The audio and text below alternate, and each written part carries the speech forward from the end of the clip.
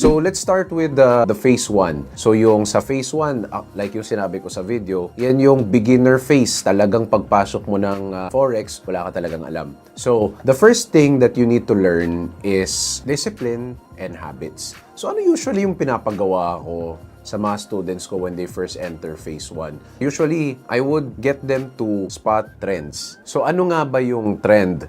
The trend is yung mukhang wave, yung parang series of higher highs, higher lows, higher highs, higher lows. And then yung pang downtrend naman, kasi uptrend din kanina, di ba? Downtrend is series of lower lows, lower highs, lower lows, and then lower highs again. What I would tell my students is, yun yung titignan mo lang, yan yung lang yung hanapin mo sa chart, you don't think of anything else except yung trend, yan lang. And then dun ka lang papasok. So, coach, hindi ba sobrang limiting yan kapag puro yan lang yung ipapasok ko?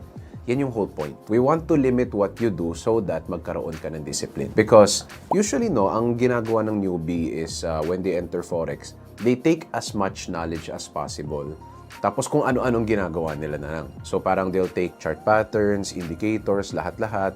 Tapos ang daming tools. Tapos combine nila without even knowing yung basics. So, the first thing that we want students to learn first is not to get as many tools or get as much knowledge as possible, but to first concentrate on the basics, which is basically spotting and entering into a trend. So, yun lang. By doing this, bali repetitions lang to eh. So, isipin mo lang kung nagbaboxing ka, ano ba yung first na tinuturuan? 'Di ba yung jab? Yung jab, pati yung cross, 'di ba? So, usually, pag beginner ka, you will just keep on doing that move until na perfect mo. So, ganun din. Kapag phase 1, puro reps lang yung gagawin mo, yung move lang na yan. And then, once na perfect mo, pag na-develop mo na yung muscle memory mo dyan, parang magiging sanay ka na magbasa ng chart. So, not only teaches you the muscle memory, but also make sure na meron kang discipline na i-follow lang na ito. Kasi you will be needing that later on kapag pumunta ka sa next phase.